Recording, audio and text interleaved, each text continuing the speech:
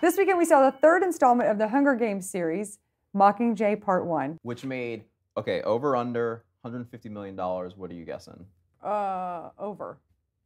Over is correct. They made $200 million. They made crazy money this weekend. Yeah, but which is, okay, it's phenomenal opening. Which is an even crazier thing. It's the lowest opening of the Hunger Games franchise. But it's like the still biggest huge amount opening of number, of the year. It's the third book split into 2 movies. Yes, because we love that as audiences, you know, really spread them out. It's really brave to do something like that in the age of people who can binge watch things. Yes, exactly. It's very much a Peter Jackson move. It's like, how much story can I get out of this? Well, I think it's a good that they did it because the third book is very big and there's a lot to cover. So Absolutely. I think they had to do it or do a 4-hour movie. So I'm glad that they split it up. It does, you know, at the end of the movie, you're like, you're ready to watch this, the Mockingjay Part 2, but you can't. Yeah, absolutely. It's much like do you remember the second Matrix movie, the way it kind of just ended and you're like, what? This definitely had the exact same feeling to it. Jennifer Lawrence, like, I saw her in an interview, she was talking about how, like, the first Hunger Game movie, she was like really into like making sure her archery skills were on point and like really like doing a really good job. Yeah. Second Hunger Games movie, she was like a little less with the archery, like kind of put my feet up a little bit, and then she was being like, you know, self-critical and saying like the third Hunger Game movies I didn't even try, but that's not true. Yeah, because she is so good in this, and her ability to just look at somebody and cry is unprecedented. Well, maybe, and just back to the archery thing, maybe she doesn't realize she's gotten so good at archery that it's like second nature. Maybe she thinks she's gotten lazy, but it's just like she's the best archer now. Yeah. You definitely see a reluctant Katniss. It's very much the, you know, is the she's hero been beaten gonna down step a little up? bit. Yeah.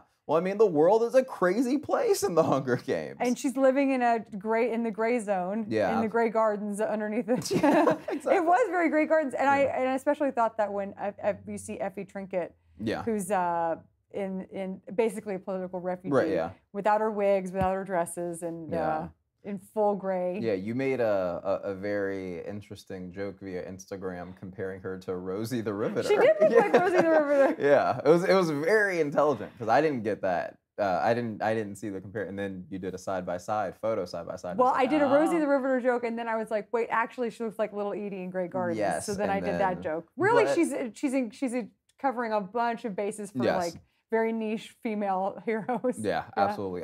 Donald Sutherland, again, I mean... He's so scary. I feel like I'm always talking about Donald Sutherland on this show. Like, I'm always just like... He's so scary. I mean, I like these movies because they're obviously like for teenagers, but I think there's a lot of really adult moments in it, and...